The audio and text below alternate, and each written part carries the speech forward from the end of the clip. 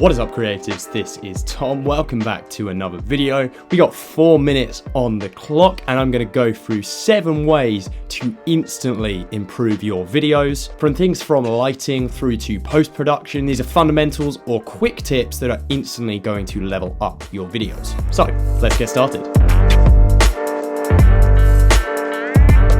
First off, what I'm going to tell you is to kill all of your lights. Start with pretty much a dark set, controlled light environment. I have a big window in here, which I've drawn the curtains on and closed the blinds. If I open those up, I'm going to do that now and you will see how different the scene looks. There we go, instantly, just like that, pretty different as you can see. So now let's reset to an entirely dark set, no lighting on me. So now I have only my computer monitor just backlighting the scene, so you can only see a silhouette of my head. But now let's add in the fairy lights in the background.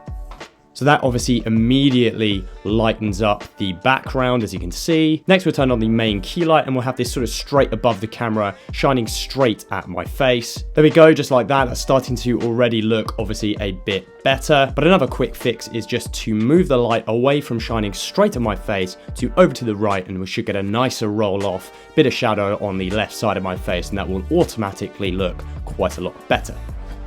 There we go, nice and simple. 2 immediate lighting fixes, just go from a dark scene and light it, and then also shine your lights off from one side versus direct onto your face. That will automatically make your footage a bit more cinematic.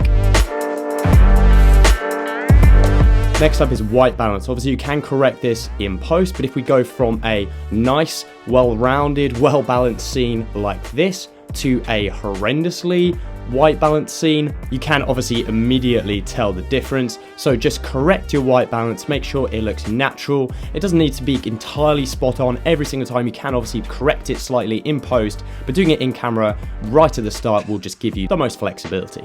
And we're back.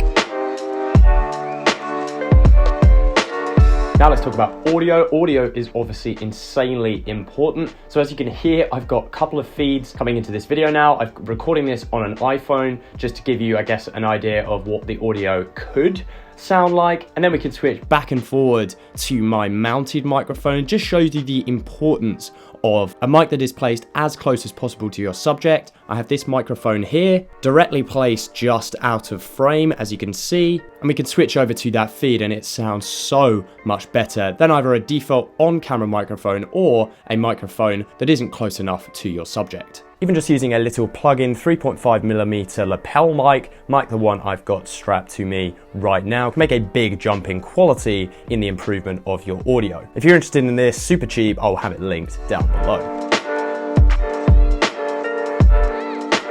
Whilst we're talking audio, it's important to talk about music. Music is, in my opinion, one of the things that makes the biggest difference in video production. You can entirely change the mood of a scene or a film using the music, change how the audience feels about that video that they're watching. For a minute, let's just cut the audio in the background. I use the music in my videos to keep the pace up, whereas some other creators on YouTube won't have any sound in the background of their videos. That is obviously completely valid. Personally, I like to have the audio back, which in my opinion helps the pace and flow of the video. Or if we change the background music to something ridiculous, obviously that's going to entirely change the pace and tone of the video. I personally like to have the background music on and something sort of slightly hip hop beats in the background, just to give my videos a bit of atmospheric pace and flow.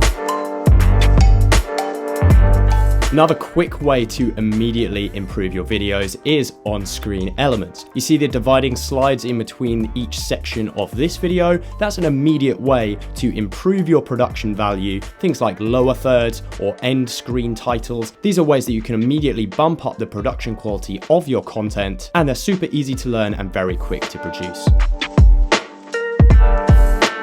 Another editing technique, this is killing dead space. You'll notice in between all of my cuts, there is no dead space in the beginning of a clip. However, if we look at a clip like this, where we have me start talking and then me sort of carrying on my sentence, I can cut that dead space out in the middle and things will start to look a lot better. Kill the dead space in your content, help the flow of your video, and your viewers will thank you later. Another short little editing technique is in-edit movements. Sometimes you just might not be able to do a camera movement. Maybe you're shooting on your own and you want yourself to be in the shot. So you film a static shot and then keyframe in an in-edit movement. Crop in from a wide to a slightly closer shot. You can even do things like mock camera slides using this technique. Throwing in a little bit of extra dynamism into your content will help the flow of your video. Okay, I think we've got a little bit of time on the clock, so I'm gonna throw in a bonus tip. Make a lot of videos. Just make a ton of content. You will get better, you will improve. Little tips like this can help, but ultimately you need to put those into practice, and making lots of content is the best way to do that. Hopefully you guys have enjoyed this video and or found it useful. If you have any questions, drop them in the comments down below, and I will catch you guys next time.